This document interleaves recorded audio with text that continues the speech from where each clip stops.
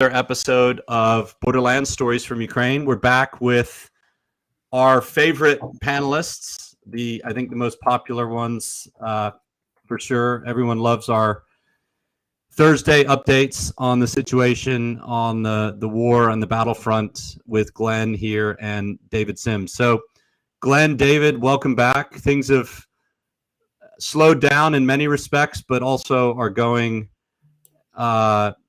things are definitely moving in a lot of other respects. So, Glenn, since we last spoke, why don't you tell me what you think's happening and where do we stand in this war? It's certainly moved to a different phase.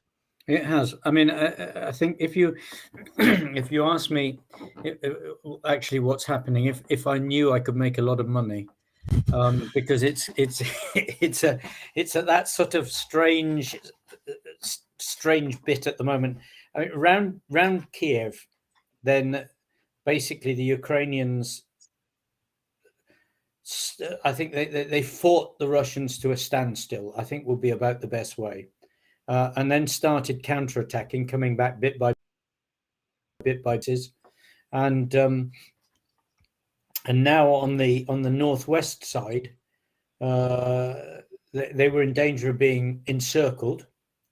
And now they apparently have pulled back to in towards Belarusia.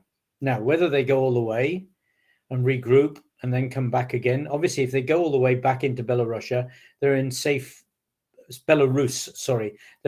territory because they're not going to get attacked there, so they can sort themselves out and come back again if they want to. So we're not sure what they're going to do, or whether they go back to Belarus and then go all the way around the side on the train down to Donbass and join the attacking force in Donbass. There's quite a few opportunities there, and we don't know what they're going to do. What we do know, which is really sad in itself, is that the Russian boys who were in Chernobyl, decided they were going to dig trenches. And so they disturbed all the radioactivity. And now a whole load of them have had to go back to into Belarus because they're ill, and they've had a pretty hefty dose of radioactivity. So that's not particularly clever. Apparently, one of them, on being interviewed about it, actually said he had no idea that they were in Chernobyl, and B, that Chernobyl had been a nuclear accident. Because it was 38 years ago, and nobody in Russia has been teaching about it in history because it was a bad time for the Soviet Union. So it's obviously been whitewashed. Anyway, so that's the northwest. On the northeast side, the Russians are still being held, and in a couple of places, counterattacks pushed back. Sumy stays as it is. Kharkiv's been subjected to some quite heavy shelling and missile attacks in the last few days. So they're actually getting pummeled a bit. But the troops, there are no Russian troops inside of Kharkiv. They're still round the outside. And Kharkiv is still open. My friend Dmitry actually left there by car today, so I know it's still open. And now below Kharkiv, the troops were actually trying to the Russians came out from Russia across westward and were trying to cut the supply routes from Poltava into Sumy and Kharkiv. Now the Ukrainians have actually pushed them back and have retaken the couple of towns that they got, and that was all in the newspapers today. Further down, the battle on the east, the Donbass, where the old trench lines, that remains still the hardest battles of all. And in a couple of places, the Ukrainians have been pushed back a bit, pushed back to like a village behind where the trench lines were before. But in the main, that is holding. Down south, they've still got this completely different sort of way of working down south. So they're still trying to push out, and they are pushing out the Russians a little bit by little bit. But behind the army, they're bringing in what you could class as Russian administration. So they've got police, Russian police. They've got mayors, and they've got National Guard who are coming in and trying to take over the towns and persuade everybody that they must become Russian, just the same as in the Donbass. Now what they've done, they've actually kidnapped, I think, about 12 mayors and replaced them with mayors of their own and people. But in the main, the Ukrainians are not enjoying this, and they're pushing back as often as they can. Now, the Russians actually wanted to buy off all the pensioners by offering them a 10,000 ruble pension each month. But of course, Russia's run out of money, so that's not going to happen.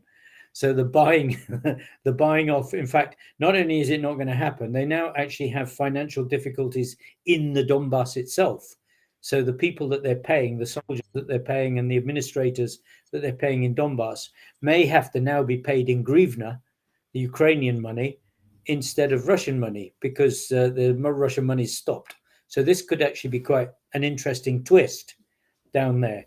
Mariupol survives. It's completely trashed in the middle now. It's just a mess. But around the outside of Mariupol, where you've got smaller houses and sort of housing estates, then there's still fighting going on. And the Azov battalion and the Marines there are still managing to hold their own. Apparently, some ammunition is getting in and some supplies are getting in, but not much. Russia continues to bombard and attack Mariupol, the hardest of all the places that they're attacking. And I think that's probably it. Oh, Odessa remains open, although you can't use the port because the Russians have blocked the port with ships outside. But at least the city is still firmly in Ukrainian hands.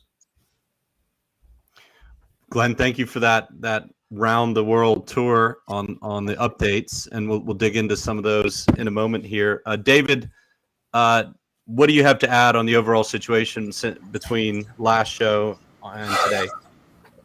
Yeah, it's what I find interesting is the Russian story that changing, their talking points on what their strategic objectives are, and focusing this. It is the Donbass. That's what this has always been about. Moving the goalposts. Right, which is great.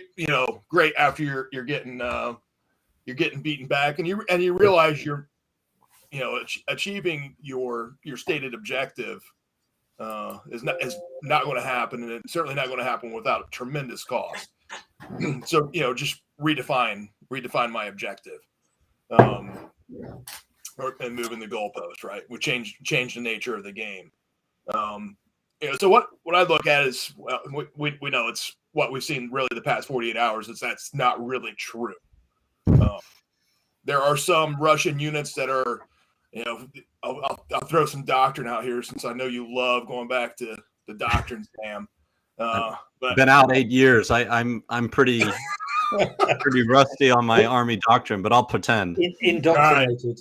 Yeah, but some units are conducting a retirement, right? That's the doctrinal term. Those units really don't exist anymore, right? There's some pieces of them, but those are being removed from the battlefield, right? And there's evidence of that. But we still continue to see evidence of units not leaving the capital region. Russian units not leaving. They're staying there, and they're continuing to defend. So why do you defend, right? We know what Americans defend and Brits, right, to resume the offense. But really, you defend because you have to preserve, right? And that's a Clausewitz definition, and I know Russians read Clausewitz. It's pretty all the time, right?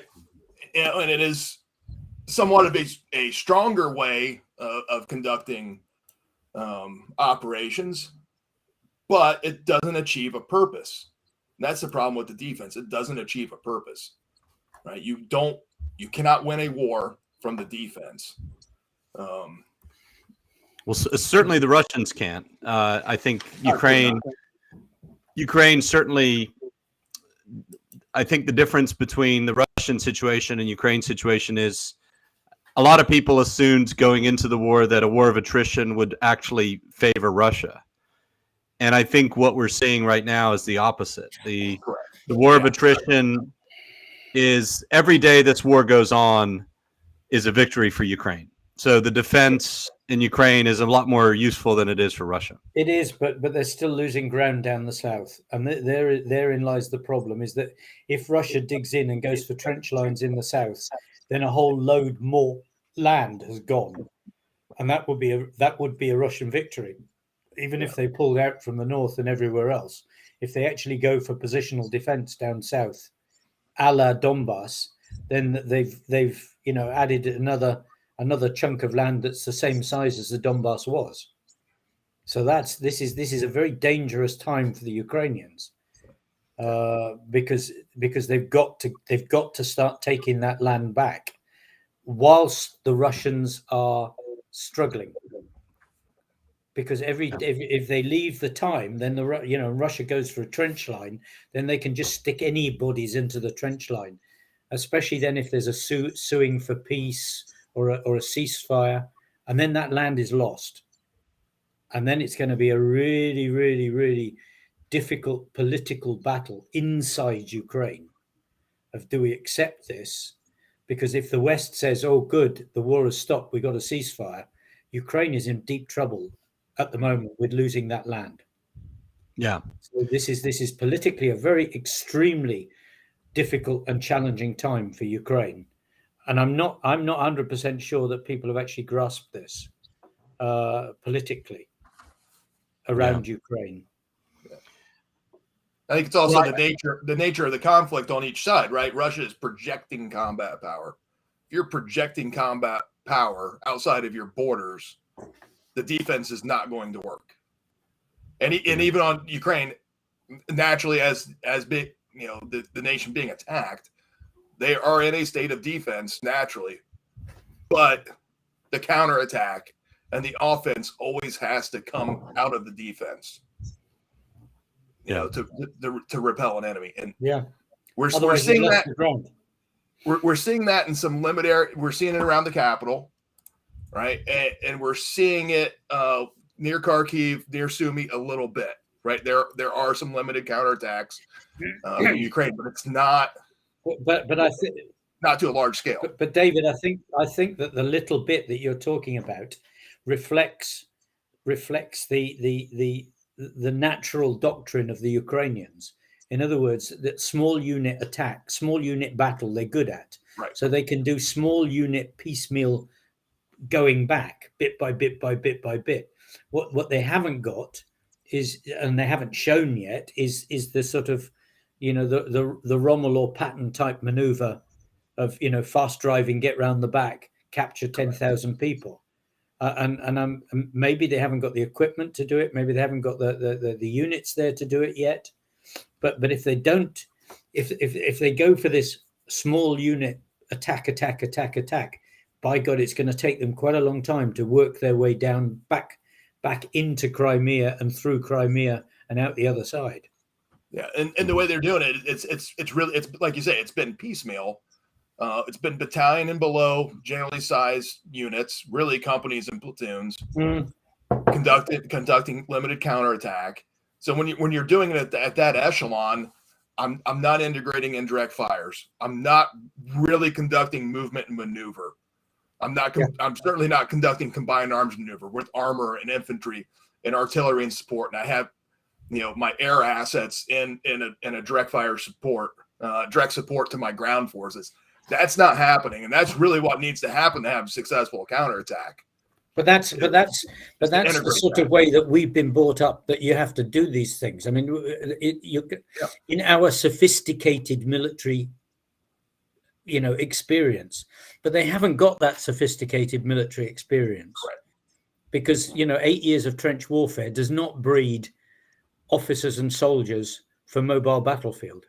It breeds people who are stubborn, dour, take the punishment sort of defense type mentality, which is what they're showing in amazing quality at the moment. It's not unlike what the American Army experienced with, upwards of 20 years of counterinsurgency, right? And the ability to take a force and translate it to, conducting high-end operational and strategic level military operations. So it's difficult. It's hard, and it requires resources and really a well-educated and experienced officer and non-commissioned officer corps to execute those kind of operations. They are complex, which they have not got. Right. Which they have. Well, there's no better teacher, Glenn, than war. No, absolutely. To learn, you've got to do it. Yeah. You don't learn by doing one thing. You don't learn something else. Yeah, I think what we're going to see coming up is a couple things. One is Russia clearly culminated, as we discussed. They've completely exhausted their force's offensive capability, aside from limited areas in the south, mainly Mariupol, and I think a few other areas they've been pushed back around Kherson, and Kryvyi and Zaporozhye. So really, their only offensive capability right now is concentrated on Mariupol, and a few areas or pockets in the Donbass. And what I'd like to just bring up with both of you is this question of war aims, because someone asked me today, is Ukraine or Russia winning this war? Because you have media accounts of both. And my answer was very simple. Well, let's look at the war aims going in. And Ukraine's war aim was to survive as a country and to get back to status quo before 24 February. That's what they want to get back to, as I think a reasonable, achievable war aim in the coming negotiations. And Russia's war aim was completely unachievable with the forces they allocated, which is regime change, biting off at least everything east of the Dnieper River, and it's effectively a partition of Ukraine, conquest of the southern coastline, including Odessa, and regime change. And who's closer to their war aims? Probably Ukraine at this point. So Russia restating or stating a couple times, one from the assistant chief of staff. It was fascinating that Shoigu and Gerasimov didn't make this statement, but they let the deputy go out there and say, well, we're focusing on the Donbass. And then their peace negotiators in Turkey said the same thing. We're significantly reducing our combat activities in Kiev and Chernihiv as a sign of good faith, which I thought was an amazing. This must be the first piece of good faith from Russia. Since, I don't know, 1917, I should think. Yeah, I don't think they've ever had good faith in anything that they do. But it was an effective admission of the fact that we're not going to do anything on those fronts offensively. And the big question is, how much are they going to try and hold on defensively? Because if they pulled out completely, then Ukraine has a huge amount of forces they can now reallocate away from the defense of the capital towards Donbass and the south. Can I pick up on your Ukrainian war aims bit? Because I don't think many people actually realize that there's probably a fundamental difference between the war aims of society and the war aims of the government. Yes. I mean, the society wants this finished. They want Russia out of Ukraine. A large amount of people are not willing to accept. They're not willing to accept going back to the status quo, which is what Zelensky and his team seem to be pushing for, or saying that they will accept. And so if Zelensky sort of signs off on that, then there's going to be an extremely large amount of unhappy people amongst the activists in the country. Now, whether the activists are as strong as the grandmothers in terms of voting is a big question. but it's not going to be an easy ride within Ukraine for a war aim if Zelensky and his team actually start to sign something like that. One of the reasons being that nobody believes Russia at all, and the second one is there are actually a lot of people in society who don't believe Zelensky either, and this is quite a sort of, it's a challenging dynamic, because these things that people understand, lots of people saying that Zelensky's leading the country. Whereas there are a lot of people inside Ukraine will say that Zelensky is doing what society wants. And those two things are not at all the same. Mm-hmm. So the war aims are still, I'm going to say under discussion on the Ukrainian side. And as we saw, they are very much under discussion on the Russian side. Yeah. Well, actually, someone inside Ukraine might join us here in a moment who's volunteering, but also understands what's going on. So we'll see if Platon does join us here. But the big challenge right now, and you see these trial balloons going out from Zelensky's team, is what he's willing to negotiate on. Neutrality, not joining NATO, security guarantees in place of that. There was a discussion about a 15-year moratorium on the issue of Crimea, which Russia said, well, we consider the matter closed. And then he also talked about, when he was being interviewed by The Economist, understanding with The Economist that the Donbass was a complicated issue. So leaving some room for discussion on that. But you also have the hold on just one second. You also have the real, then he says, well, everything I'm going to do, I'm going to put up to a referendum.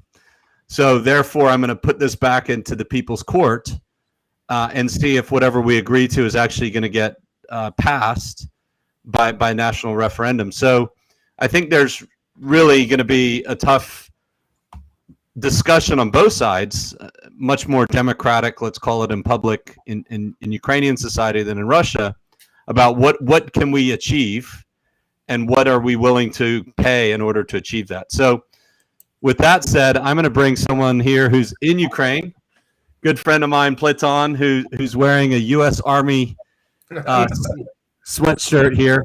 Platon, we've known each other for a while, and you are in Kyiv, and I know that you're. Well, why don't you tell us who you are and what you're involved in right now inside Kyiv? So basically, for the last 10 years. Can we turn the volume up a bit? Can you turn your microphones a little bit loud or soft? Let me figure it out. No? Yeah, much better. Yeah. So for the last 10 years, I've been consultant. So Platon, it's pretty hard to hear you. Do you have headphones that might work? Let me just drop the laptop and I'll get my headphones. Just give me a moment. Okay. All right. While Platon is getting his headphones, did you actually notice that that Boris Johnson has said that he's going to provide some equipment for sort of counterattack? Well, this is the big issue for Ukraine and the West right now.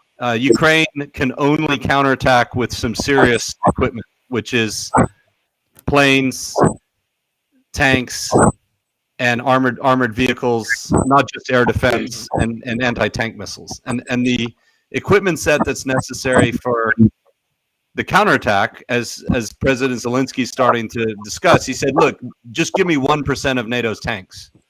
Give me 1% of what we could, what we know is already in your warehouse, your old T-72s, your old whatever. I mean, get these things out of the museum and give them to us." And that's a really important discussion for the West. Platon, I want to see how your headphones are. Yeah, mic check. Looks better. Yeah.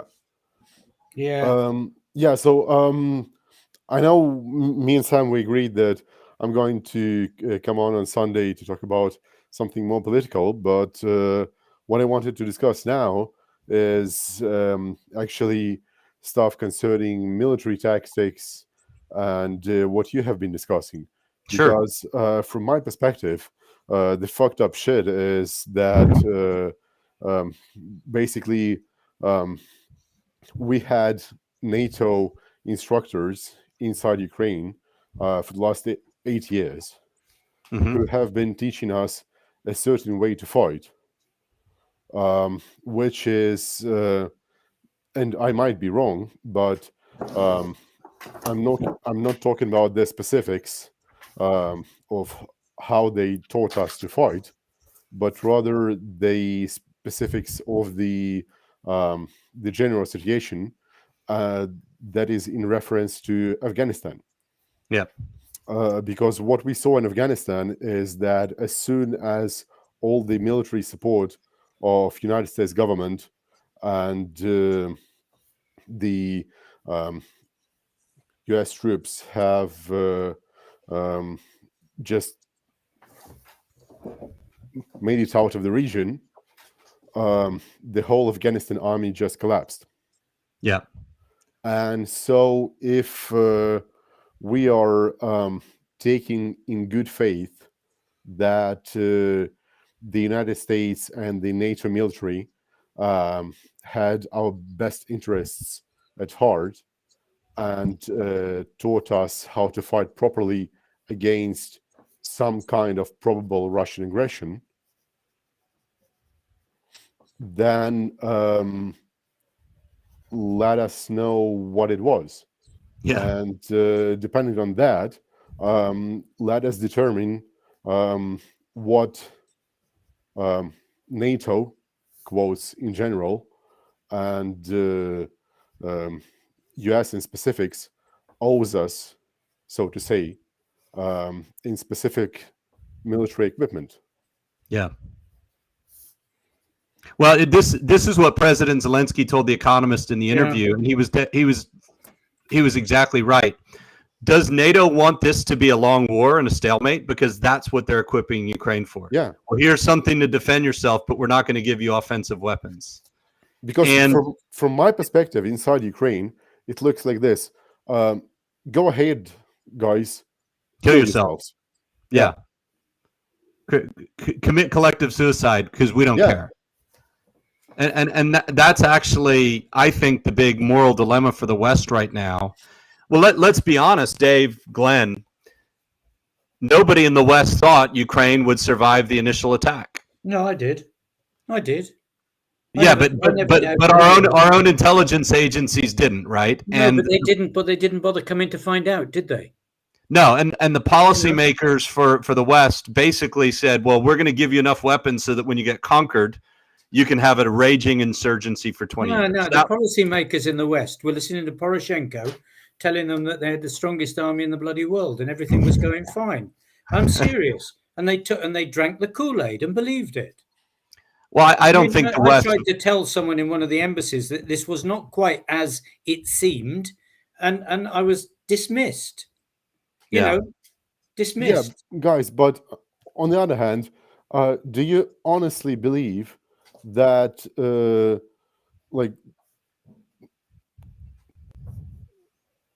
just for example, do you honestly believe that when Poroshenko spoke to UK government or to US government, that the US government believed him more than their own intelligence? Yes. No, I don't think they did. No, but they may not have done, but their own intelligence was saying the same thing that he was saying most of the time. But we don't know what the intelligence was saying, because the reports right now said that the U.S. and the Western governments did not expect the Ukrainian government to hold out more than a couple weeks. That was what the newspaper articles, which were leaked by our intelligence agencies, said in the New York Times, and I think that's what the policy's been made on, and it's clear that that's not the case.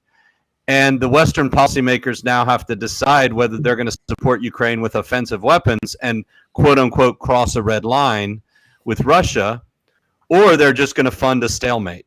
So, hey, we'll back you on defensive weapons only, Yeah. but you have no ability to retake your own territory.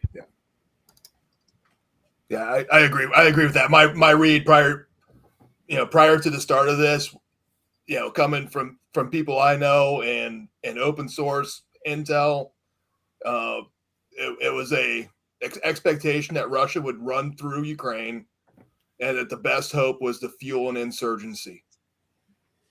But let's be blunt about it, though. 8 months ago, nobody was even talking about Russia invading. That's Well, correct. we were since April of 2021, and Yeah. I think America has been warned since that moment that this was, Russia forces pulled back in April, but because Putin got his summit with Biden, but they left all their equipment. And the second time when everyone thought that this could happen, I think the general expectation, and sure there was debate, and Glenn, you know the Ukrainians better than most, but even you, Glenn, you had an article critiquing Ukraine's still Soviet legacy, And which it's true. And if Sure. you go back and look at it, it's true. Yeah. But if you think about it, if we had not had that massive equipment from Russia and UK, sorry, then U.S. it would- and U.K. US and UK, if we'd not had that coming in, and Russia. Sorry, Russia's done a great job supplying the No, Ukrainian army and too. Russia's done a great job giving us tanks. There's no Sorry, question about Glenn, that. I got to give you credit. That was actually Russia spot on. first, then the U.S., then the U.K., because that's probably the best help the Ukrainian military's had is first Russia. Yeah, no, you're absolutely right. But I mean, but if that massive equipment had not come, then it would have been a different battle. No question Yeah. about it. But Um, is there a question that if that equipment didn't come, maybe there wouldn't be a battle at all? Sure. Do you think in what Ukraine wouldn't way? have fought? In what way do you mean that, Platon? Well, look, and I mean, and Samuel knows, and he can verify what I'm saying. I'm doing all I can to supply our troops with everything that I can get my hands on. Yeah. And we're doing a tremendous amount of volunteer work. Just in the last 4 days, I have received and distributed more than 120 tons of humanitarian aid to all the cities in Ukraine. Huge. And all of that things are not going through official channels, but it's just through my friends, through the personal fundraisers that I gathered, that we have managed to organize with personal money. And I will be the first one to say that what Russia is doing in Ukraine is absolutely fucked up and totally horrific. Yeah. But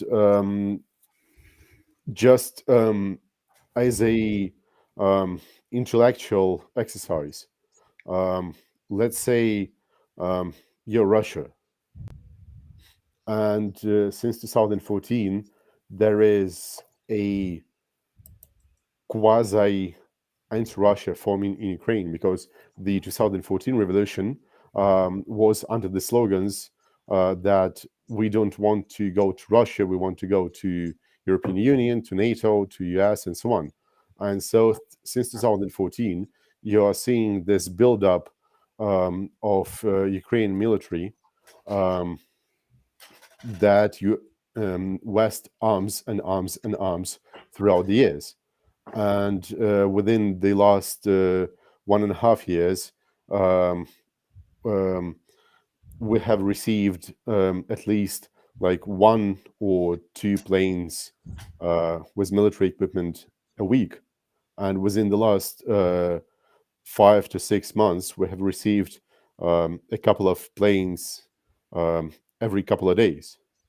So if you're Russia and you might not know exactly what is in those military planes, you just see an armament of a neighboring country through the last 1.5 years. But Platon, intellectually, I don't see Mexico worrying about US, and it's the same thing in the US.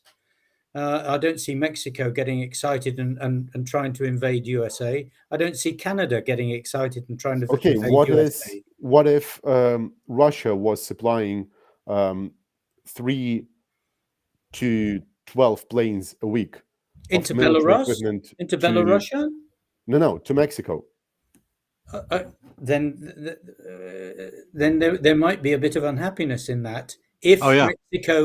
Mexico was against the US.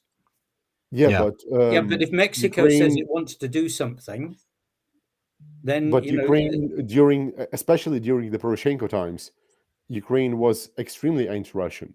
Yeah. Well, that was the origins of the war. Poroshenko took over in the middle of the separatist fighting that broke out in the Donbass, and yeah, I think Ukraine ever since has been,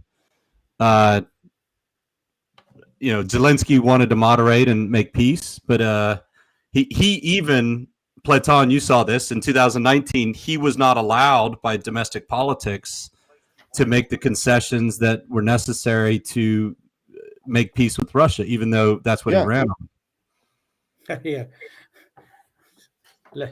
Lester's made a comment up on the top right. But Mexico no longer claims Arizona, New Mexico, Texas, and California.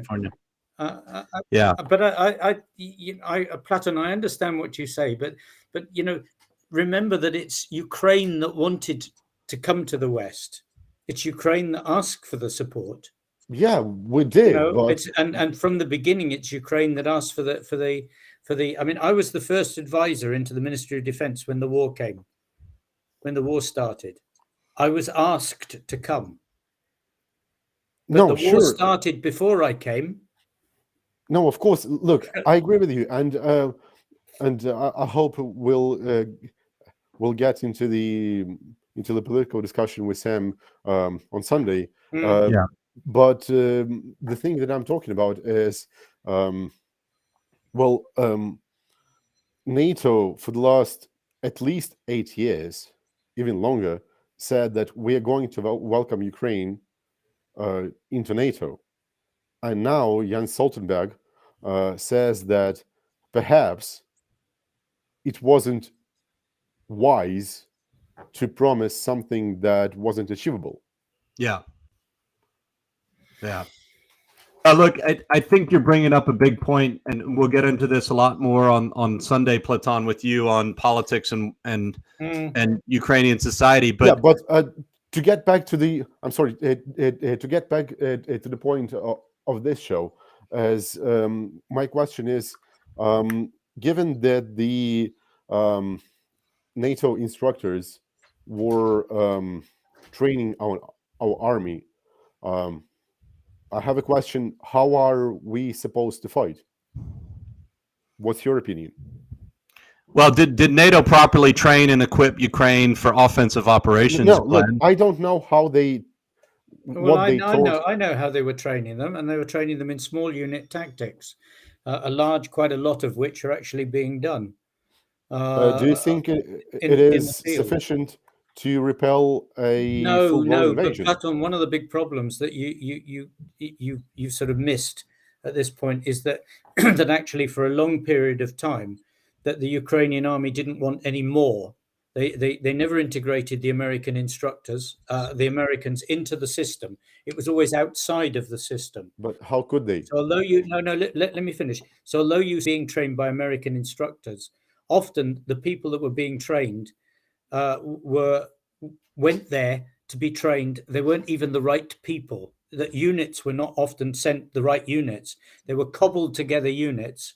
So the Americans were trying to train a battalion, but that battalion was made up from 4 or 5 different organizations without the right officers. So when they went back, the people who were supposedly needing the training the most, which is the officers, were not trained.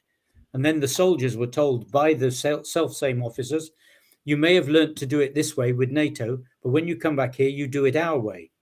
I would add that the written doctrine for the armed forces did not change to the doctrine that NATO was trying to teach, despite the fact that it was it was offered, it was written, and training pamphlets were written. Mushenko put those pamphlets in the bin.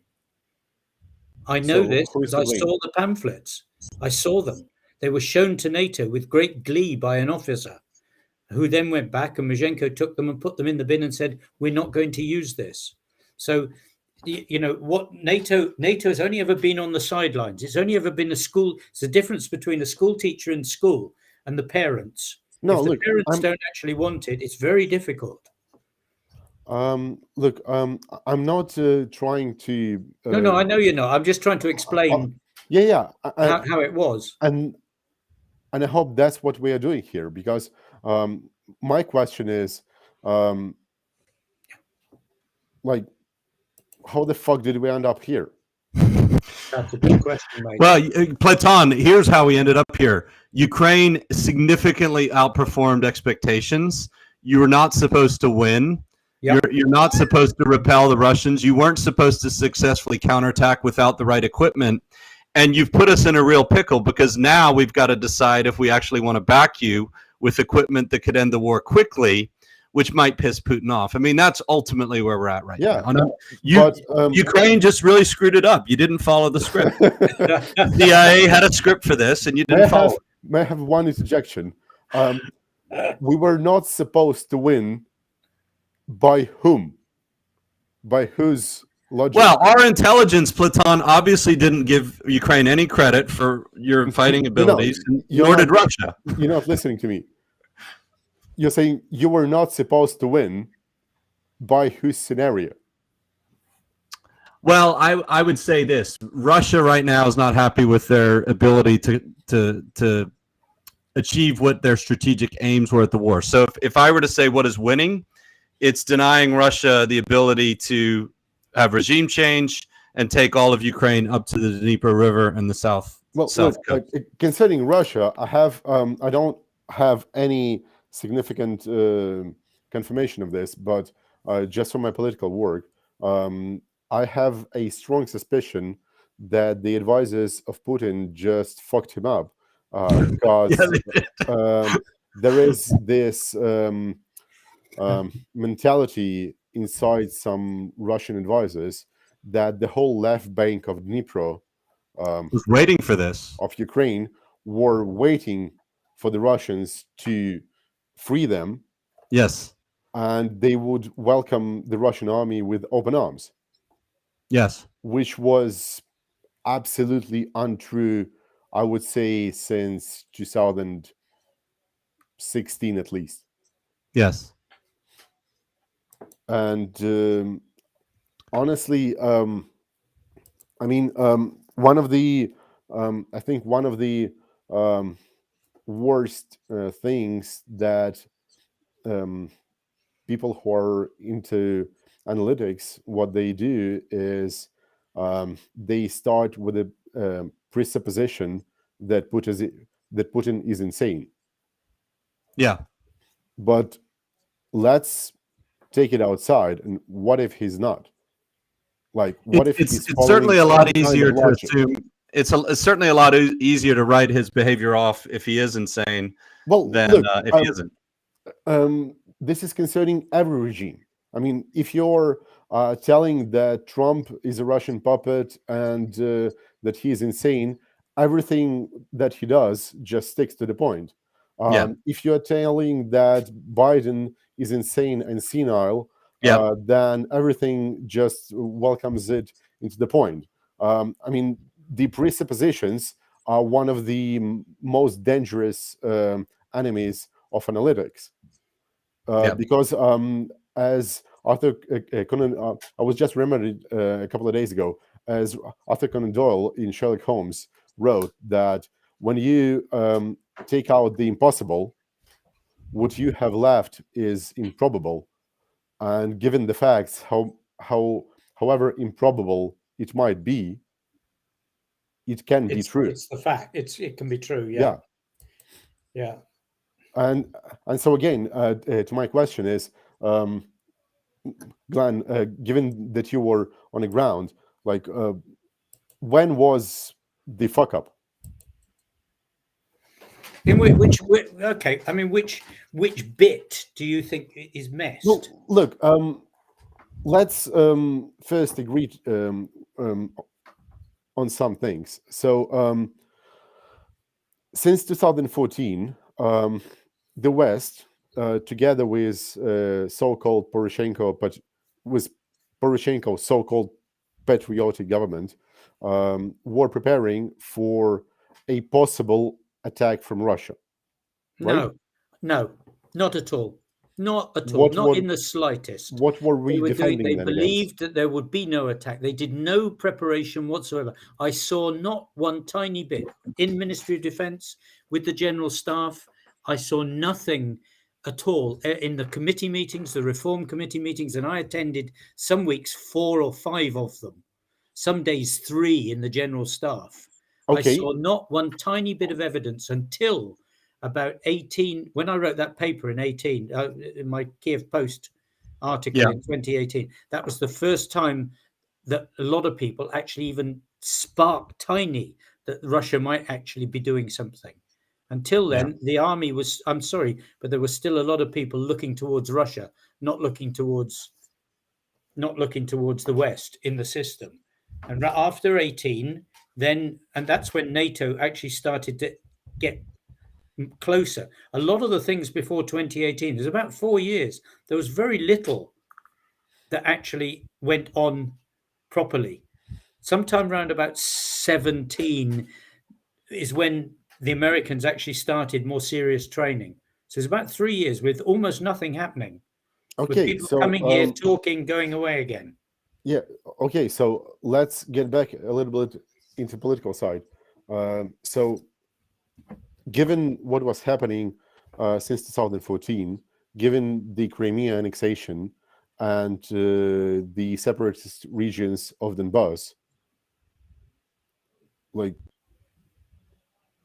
how the hell did the Poroshenko government not expect that might happen?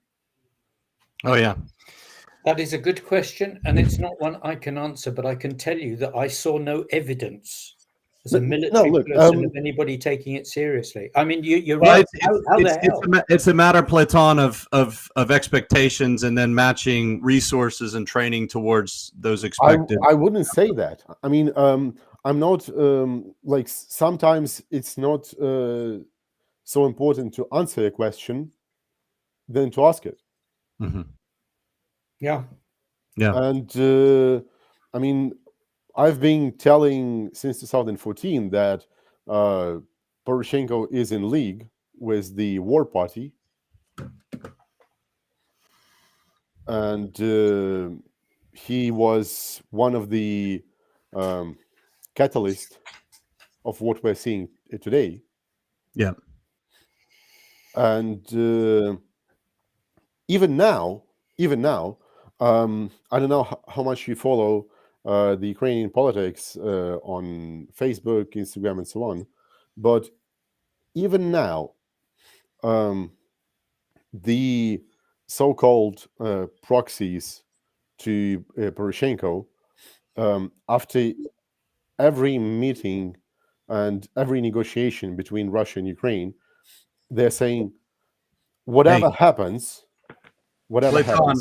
Platon, we have a very distinguished guest here, and I want to give him the platform. And Platon, thank you for joining, because I want to give you on Thursday this discussion. Sunday. But John Spencer came on, and John is. Yeah, I'll shut up and just listen. Yeah, we're going to let John go here. John, I know a lot of people were excited to hear from you, and I've got Glenn Grant on here as well as Dave Sims, both former retired colonels. But John, tell us about your background and what you do in urban warfare specifically, and why you are absolutely blowing up on Twitter, and your manual's been translated and distributed among the Ukrainian territorial defense and army. Just tell us a little bit about your background, what you do, because it's a pleasure to have you on. Hey, thanks. It's an honor to be on, and I mean that. So John Spencer, I spent 25 years in the Army as an infantry soldier, both enlisted and officer. I finished out my career teaching at West Point for 4 years, tactics, strategy. helped stand up the Modern War Institute. And then when I retired, I continued working for them, and I still work for them with all disclaimers that nothing I say it represents that West makes Point. any sense. Yeah. Right. I started doing urban warfare. I mean, to be honest, I did 2 combat deployments to Iraq, both of them in the invasion in 2003 and 2008 for the fight for Sadr City. Really were urban. But I started academically in 2014 with General Odinero in the Chief of Staff of the Army Strategic Studies Group. Honored to be a year-long research group looking at megacities, and was the Army ready for that? That really started my intellectual journey into studying urban warfare. When I helped stand up Modern War Institute, that was what I was doing. And then for the last 4 or 5 years, I have a dream job, and I get to travel the world, study urban battles, write about urban battles. So on February 28th, when Russia invaded Ukraine, and then the Ukrainian people were asked to help resist, to help the Ukrainian military, which I immediately knew what the objective of Russia was. We all saw it happening. We saw an invasion. We saw an Iraq invasion style operation with the opening shock and awe, rapid movement of troops attempting to get On the run. The capital city. Yeah. Of course, they failed to do that, but there are radio messages going out in Ukraine saying, go out and resist. And that was really much the message they got. So I started tweeting from just an old guy who studied urban warfare, had my own experiences. Look, this is what I would do. I wouldn't just tell people to go resist. I would use the urban terrain because the urban defense is very powerful. Those tweets went viral. Then people, the way that Twitter works, the tweets would go away. So somebody asked me to take all my tweets and put them into a manual or a PDF. So I created with a spinoff. Most of you guys, you've been around for a while, know the mini manual for the urban guerrilla. Yeah. So I used that term, threw all the tweets into really rapidly and just threw it out there. And then it got picked up by the Ukrainian government, put out through their websites, pictures of it being all over Ukraine, translated into Ukrainian. I've evolved it to trying to help more and more while I see things happening. And it's also been translated into Japanese, Mandarin, Taiwan. They're all getting ready, and China's like, no, don't publish that. Look out, Donbass. Yeah. That leads me to today, really. Well, John, I listened to your podcast where you talked about the Battle of Kyiv that looked like it was looming, and I also saw you on CNN the other day, or I forget which news channel it was on, maybe multiple ones, and you were talking about this diplomatic speak, which was covering for a military retreat. What do you assess is going on with the Russian army around Kyiv? And what are their movements saying about what the reality of the ground is? Yeah, I'm actually a really big fan of Admiral Kirby as the Pentagon spokesman and the words that he chooses and everything. You don't believe anything a Russian says, believe what a Russian does. So they're really on plan D of Kyiv, where they're being committed to attempt to take the city. The whole fake news about that was never their goal. It was a feint, all this. I mean, it's just straight lies and doesn't make common sense to anybody who's ever been in the military for a day. It was clear what they were doing, and every operation was in support of that. Yeah. Now they're going to pull them back because they're almost useless where they are. They're holding ground right now, so not very much is really left, as in moved. I do think they will move them. You've seen my most recent stuff, CNN 2 days ago, with my close friend Liam Collins, which was a freak of accident that CNN had us both come on at the same time. You guys were really simpatico on that one. So. Yeah. They can't take them out and rapidly redeploy them to the Donbass. We all know that. That's a pretty much fact. You got to rearm, refit, reconstitute. Oh, sorry. You have to do radiation treatment too. So yeah, exactly. Yeah, radiation treatment. I'm sorry to laugh at that because I feel bad for those soldiers. But man, what do you expect when you go to Chernobyl? Right. And they were doing training. Actually, the Ukrainians were training there, right before the invasion. I'm like, is that right? They actually did that. But to be fair, they weren't training quite there, and they were only training on sort of on the road, and in a safe-ish area. So it's a bit different from what Digging the in. Russians are doing at the moment. Yeah, don't dig in Don't dig in. in a radiation zone. That's because do you think there's stuff under there that's contaminable? So yeah. No, I saw a video today of a guy who just drove through with a detector and just driving through where not getting off the road, and the thing was going off. Yeah. Well, John, let's talk about that's a really interesting point. And what you said on CNN really struck me was if they actually pull out forces and redeploy them, A, it's going to take a long time. Yeah. B, what do you think Ukraine's going to do? They're going to do the same thing. And whose forces do you think are going to get to the Donbass first? Ukraine's or the Russians? And what shape will they be in? Yeah, I mean, the Ukrainians already have 1/3. It's like 10 brigades. I mean, it's not a small force in the Donbass. It's not a small army. Yeah, it's not a weak force. I mean, I'm real hesitant to say that if the Russians do pull back, then somebody could reposition it and send more Ukrainians. You could definitely focus energy, but we're in a real. I think for weeks now, I wouldn't loosen protecting of Kyiv or Odessa or any of the vital things that they need to hold. Now, I would love to see some support going to Mariupol to help.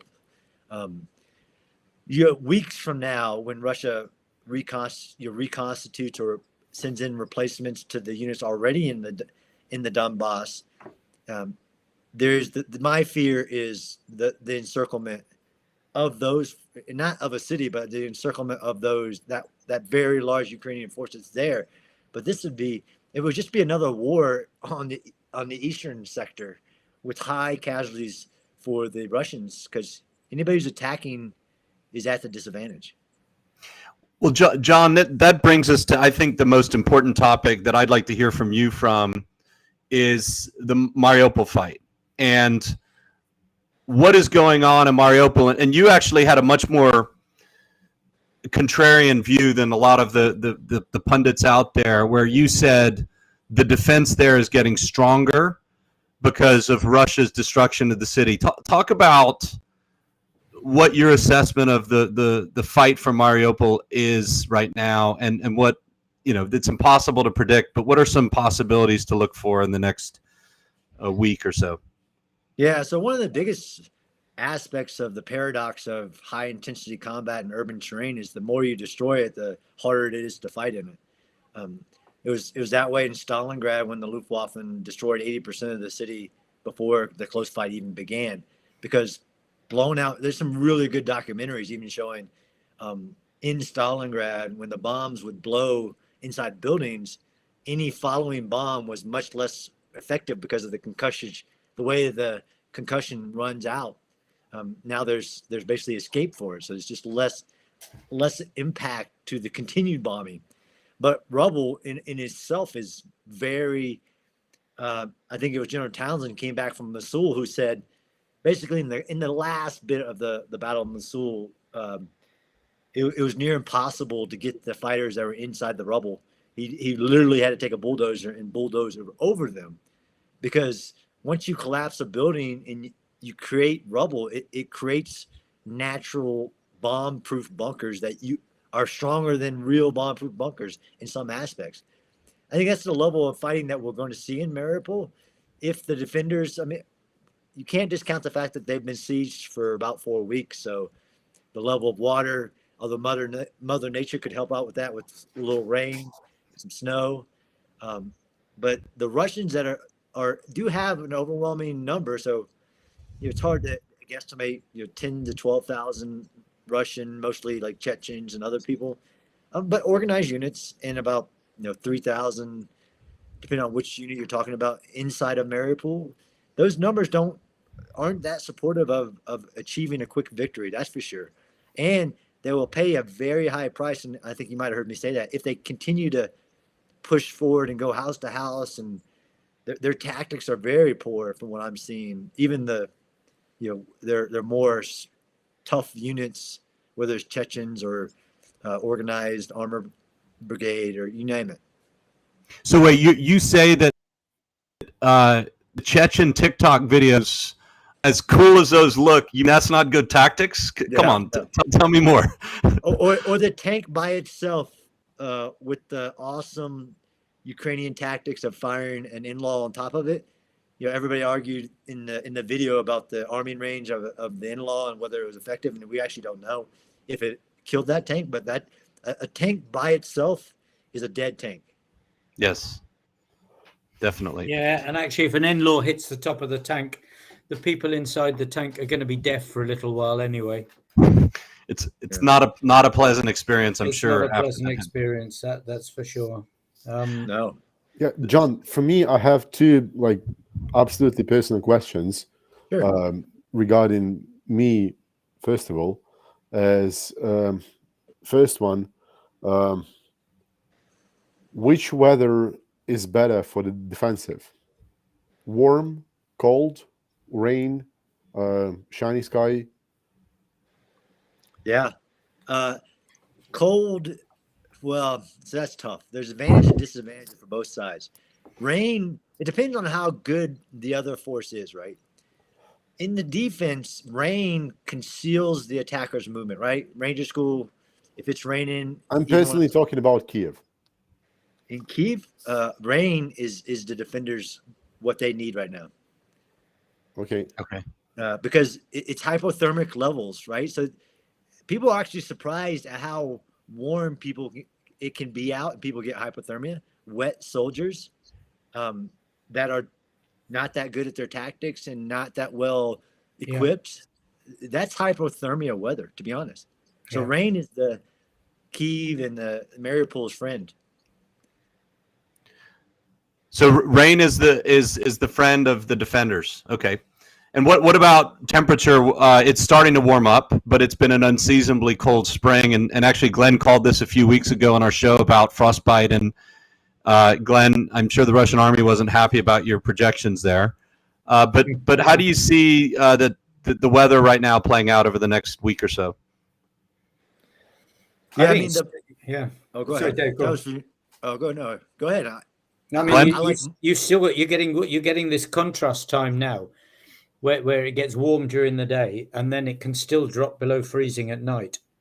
So it's quite a challenging time for people, because especially if you start running around during the day and you get hot because you're running around because you got all your kit on, and then it freezes, and then your back freezes and everything else. It's not funny at all. And if you are one of those that's got frostbite, then you're not a happy boy at the best of times anyway. So, John, as the weather changes in the next week, that's an interesting question. How do you, it seems like the Ukrainian forces, the Marines and the Azov battalion and the regular army that's in there, are they still fighting in an organized way? I mean, it seems like they're quite stubborn. What are you seeing on the reports out of Mariupol that you can glean from their fighting effectiveness? Yeah, I mean, I've not much actually, and I listen in on this group daily called the Walter Report, which includes people within the different cities in Ukraine. It's a real big asset to me. I haven't gotten much lately updates, so things that fighting will is everything, right? So they can.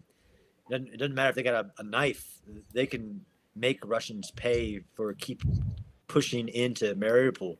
I mean, I'd love to know what the the reports, like the ACE report. You're like, what's the ammo? What's the casualty? What's the water situation? To know the strength of the different units, and they all have the will to fight, and that's their biggest weapon, right? The fighting, and they've sending messages out. I really the news that buses are being sent to get some of the 160,000 estimated civilians out is a really big moment. If if the Russians don't target it like they have other humanitarian events, right? That will help them actually to help them fight.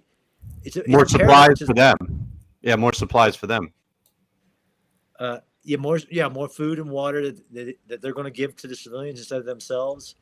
A motivated soldier can fight in extreme conditions.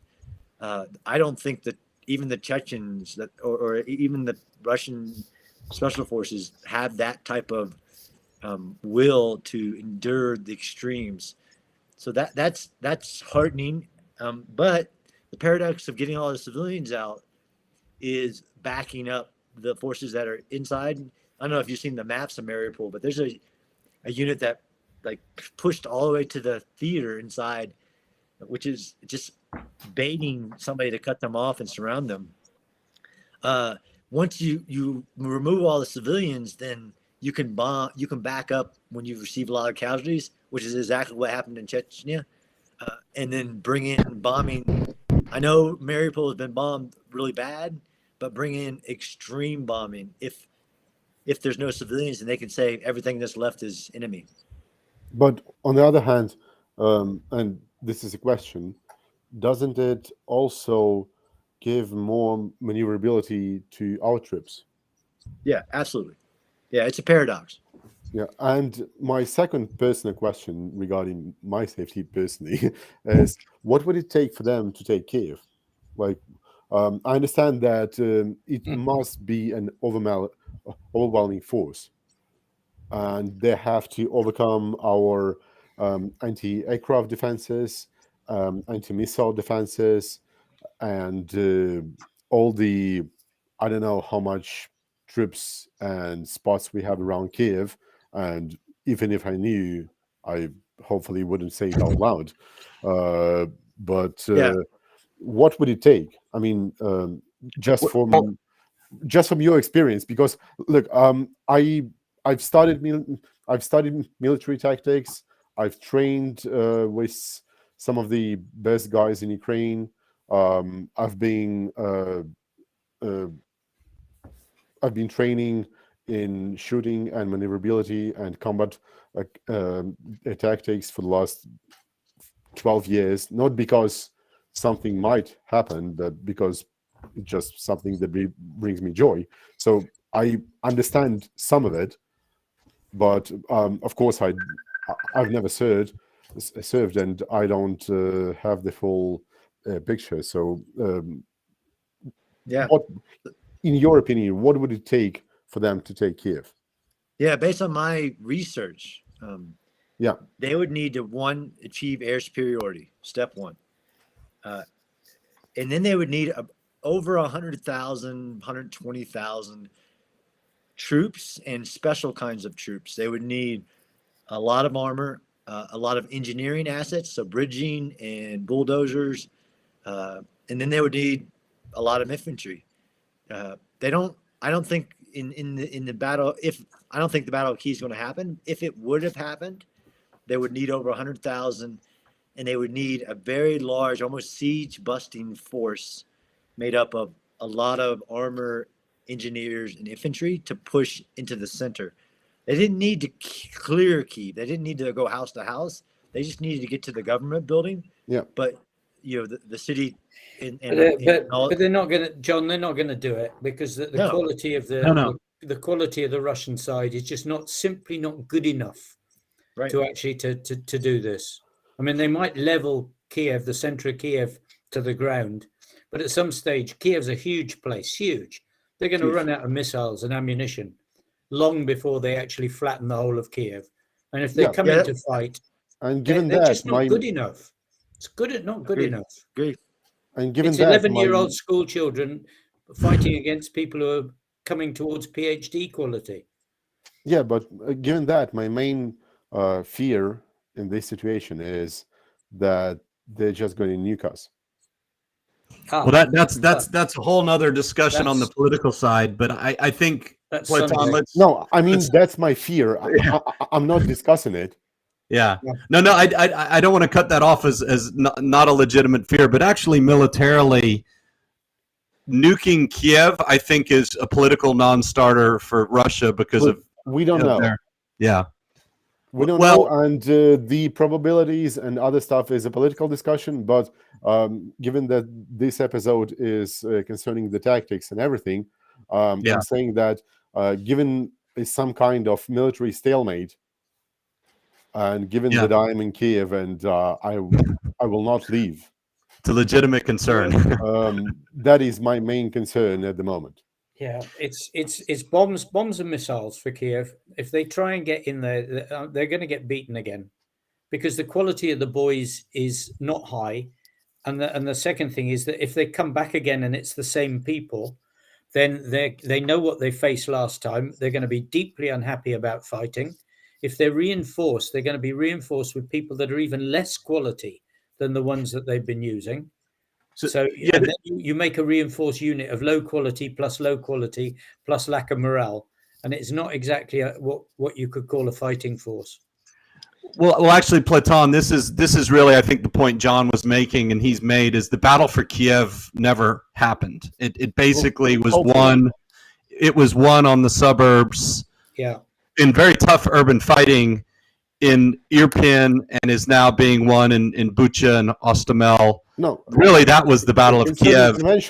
Concerning a conventional war, I would agree. Sure. And I'm not saying, and I'm not getting into the political discussion. I'm just saying that given the stalemate that they have in Kiev, and given that they obviously want to achieve something in Kiev, my main fear is just that they're going to jump to that. Well, that would be the end of the Russian Federation as it exists in time. If they deploy a tactical nuclear weapon, it will be the end of Russia as a country. Yeah. I think John, you've mentioned that, and it's really, if someone in the Russian, first of all, Putin has to order it. Secondly, a bunch of people, his chief of staff, his defense minister, need to let him actually transmit the order. And then Air Force pilots need to, with their own conscience, drop a nuke on Kiev. And Kiev is the heart of Russian civilization, right? That's a very emotional city for Russia. Is the Russian civilization. It is. It is. I'm not talking about Russian as in... yes, Ukrainian, Kiev and Rus, for sure. But I'm talking in terms of Rus, as in Russian generally. Because without Kiev, there is no Russia, there is no Russian people, there is basically no Russia. There's no Russia, there's no Ukraine, there's no... there is no... This whole Slavic region just doesn't exist without Kiev. Because there have been... 3 eternal cities? Yep. Rome, Constantinople, and Kiev. Yeah, that's it. Well, Moscow they think is the 4th, but I would disagree. Yeah, but I mean, Moscow doesn't exist without Kiev. Exactly. Well, John, that was actually a really interesting theoretical or hypothetical. I don't think Russia can muster 100,000 troops that could do that today, and the Ukrainian forces probably could turn that amount of soldiers back. But if you were to rewind and you were to be an advisor to Vladimir Putin on the first day of the war or before the war, I know you could morally... I would say don't go in.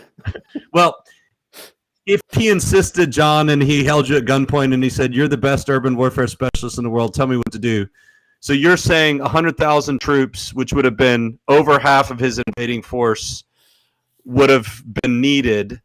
And was that ever feasible with the amount of troops he allocated? He just misallocated, tried to do too much, or what do you think? Yeah, no, I think so. I mean, he had subordinate objectives. If I would have been advising, there would have been only 2 fronts.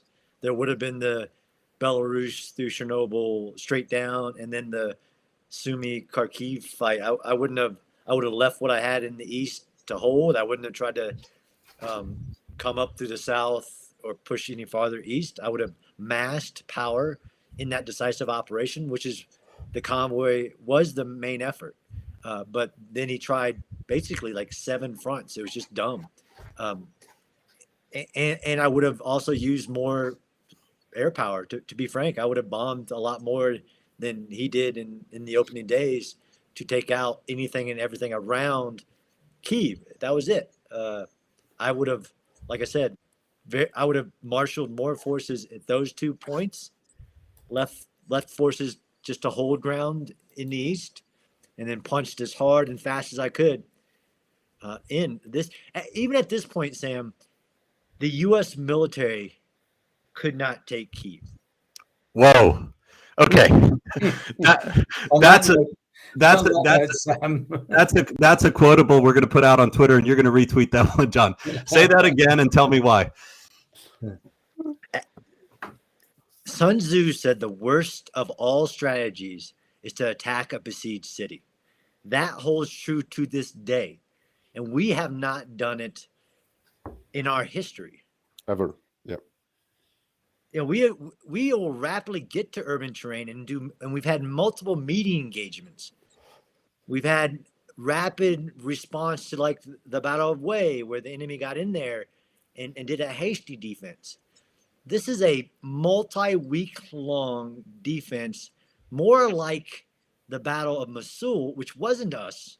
It was, to be frank, Iraqi security forces who expended their best units early on. And then it was basically a combination of militias backed by U.S. air power against an enemy who had 2 years, but an enemy that was a rookie terrorist organization that had no clue on military training. Kyiv is protected by a highly trained Ukrainian military supported by tens of thousands of civilians, where every street would be what we call non-permissive terrain. Could you do it with months with the U.S. military? One, we're a rule-abiding force. We will protect civilians even in our most lethal state. Yeah, that's why urban warfare is so hard, is because we can knock out, we can take out somebody on one floor in one room. That's the type of precision we have, but we're still going to respect human rights and not.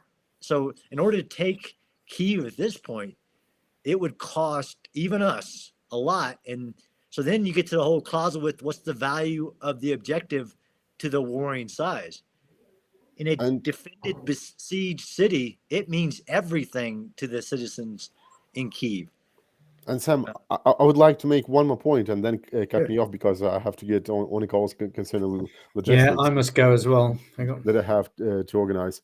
But just one thought just entered my mind is, since World War II, this is actually the first conflict that we've seen in 80 years where a sophisticated army is fighting a sophisticated army. So there's more fighting in the Battle of Stalingrad outside of Stalingrad than there was in. Yeah, but also, given the parallels between now and World War II, the Germans were much better equipped than the Russians, than the Soviets. And the Soviet Union has won sheerly by numbers and by the will of the people who are defending their homeland. And right now, and it just occurred to me, I don't know why it took me so long. Maybe I'm stupid, maybe I'm getting stupid. Is that senile, mate, senile. Yeah, and this is the first actual conflict since 1945, where we have and more or less as well-equipped armies fighting in both sides. Because when we take all of the wars that U.S. has waged on Iraq, on Afghanistan, and so on, it was, guys, and Sam, you know how what gear do I have? I wouldn't want to fight the Ukrainians for sure as a U.S. Army. No. You've seen the gear that I have personally. Yeah. And I know how much it costs, and I know what I can do with this gear, giving the PVS, the the thermoscopes, the support of the drones, of the Air Force, and so on. And this is nothing like what we've seen like in 80 years almost. So just to take the emotions out of it, even mine, given that I'm in Kyiv, just from the analytical and from military theory standpoint, it's extremely interesting to look at it and to analyze this conflict in terms of how do and I think the war in Ukraine is actually should be one of the deterrents concerning World War III, because when we see that evenly sophisticated armies who are trained at least on the same level, I'm not talking that they're highly trained, but at least on the same level, and having a sophisticated weapons, this shit just gets too messy for both sides. Well, John, I think you would say that this is really the urban conflict is really the future. I mean, it's been avoided at all costs, but it's unavoidable with the urbanization of society, especially in Europe. What does this say about the future of warfare in general? China, looking at Taiwan and everything else, how would you say that urban war has changed the outlook for great powers and powers all over the world? Yeah, I mean, that's a tough question. Every part of the world is different. Every urban area is different. Ukraine is very special, and it's, but it is symbolic of the future. There's no way to avoid the urban terrain. All roads will lead to urban. Ukraine just has the blessing that if you get off the road, you're going to get in mud, and that'll bring any military to a halt. And we have tractors. Yeah, combat tractors. Third largest army in the world, Ukrainian tractors. Yeah. This hopefully wakes up the world that the future of fighting is urban. And I'll be frank, there's not many militaries around the world that really believe that. They still think that we should have an enemy-centric approach, and it should be about defeating the enemy in the field of battle. This is, and one of the reasons my manual has been translated in so many different countries is because now this is showing the world that it doesn't really matter how big your military is or how capable it is what's the objective. If your objective is to come into my land and take it, I don't need to destroy your military. I need to destroy your will to fight, right? Clausewitz. It's the will, right? So it's your political will. How much are you willing to pay for what you value as the objective? If the objective is to survive, I don't need to defeat the army in the field of battle. I need to defend urban terrain. I need to suck you into the death trap that is urban terrain, because you can't avoid it, right? You got to drive through it to get to where you're going. I'm going to just defeat you in detail. It's a scary situation, and hopefully it changes a lot. The world has changed, and hopefully Ukraine, I think, is fighting for all of us, but it's also showing the world, you better get ready. Well, it's heartening to see. Guys, I need to go. Thank you, Glenn. And it's heartening to see John and David, the potential for small countries to repel much bigger ones that decide that for whatever reason they just want to change borders. Because I think in many ways we're really good in America about picking our enemies compared to Russia, and or they choose us and we oblige. But yeah, John, I think you brought up some great insights on the future of warfare, and really just a pleasure to have you on here and see your perspective. And I'm sure we're going to have short quotable videos from you to send out to your audience, because I really appreciate joining us. And we'd love to have you back. We do this every Thursday, John, at the same time, and would love to have you anytime you're ready to just share more insights. I know we've got some interesting cross currents of political and military decisions coming up. And, as always, what we do is try and highlight the political situation, the human refugee, the impact the war's having, and then obviously the military analysis. So you're always welcome with us, John, and I appreciate your insights. Any parting thoughts you'd like to leave? I especially thank you. Platon, who just by way of introduction, Platon is participating in the defense of Kiev by coordinating logistics. He actually, he and I have been friends for a while. I would not categorize him as some rabid warmonger at all. In fact, he till the last minute thought this was preventable. But for Platon, which we'll talk about on Sunday, the entire country is united in the defense of Ukraine, which is a remarkable feat. I never thought I'd see such unity in Ukraine, where people like Platon and everyone else I know are so united, and we're going to talk about that on Sunday. And I think that's ultimately, war is a battle of politics by other means, as Clausewitz says. And in that front, Ukraine has already won. And, John, your commentary on that is, oh no, we're going to start trading military officer bookshelves. This is going to, okay. Okay, guys. Concerning the best military book that we have is actually, let me get into the, because as John knows, we do have to exert some light masking at night in the city. Yep. So I think that the book that comes before anything else, before Sun-Tzu or anything, in terms of actually not fighting any war, is this one.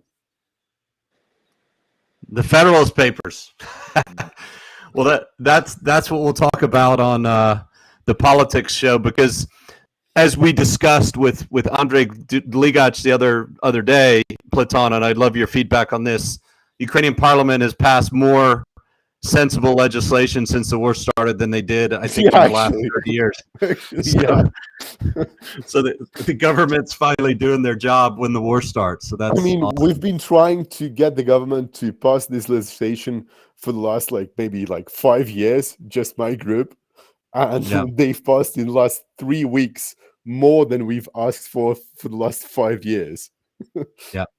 Well, John, your insights on urban warfare, you're becoming a cult classic, so it's a privilege to have you on the show. I'd like to hopefully drive through your neck of the woods on my cross-country trip, and really looking forward to having you back. Again, we're on every time on Thursday. You've got a standing invitation. Guys, every show that I'm on, every guest, as soon as the war ends, I'm inviting everybody, and I'm organizing a huge bash down in Kyiv, so everybody's invited. I will take you on. I will take you up on that. I have a very large travel budget, and my plan is to get into Kyiv immediately when you guys win. Yeah, and I have a shit ton of drinking budget. So. Hey, so John, actually, this is something I'll talk openly about, because this is part of my plan. Post-war, we're going to start a Ukrainian history staff ride business. You and I, John, you're invited. We'll set it up on the ground in Kiev. I have my apartment there, and I would love to share the lessons of the world on how small countries can beat the largest superpowers or regional powers, whatever you want to call Russia, about to be maybe no power, in skillful use of urban terrain using John's manual. So let's do it. Love to have you on that. All right, guys. Well, hey, thank you everyone for joining. It was a privilege to share this with you. This is brought to you by the Borderlands Foundation. Any donations that are sent benefit a full-time staff of refugees that help Ukrainians who are fleeing the conflict internally and externally. And if you enjoyed this and want us to keep it coming, please donate so we can keep doing that. So thank you for everyone. Thank you for your support from Kyiv. And guys, we even given all the political shit, we really appreciate the unity of the world around Ukraine, and it does help us fight better, feel better, live better, and survive this situation with the most dignity that we can. Yeah. Well, that's why we always love to have someone from Ukraine leading the show. So thanks, Platon, for joining us. And we'll certainly have you back on Sunday for a detailed discussion of the Federalist Papers and how Ukraine can become a model democracy. Maybe even show the United States a thing or two. I think that's what's actually about to happen. Yeah. And I'm really excited by that. Sure. So, Thank you, guys. Thank you. thanks, guys. Thanks, everyone. Bye-bye.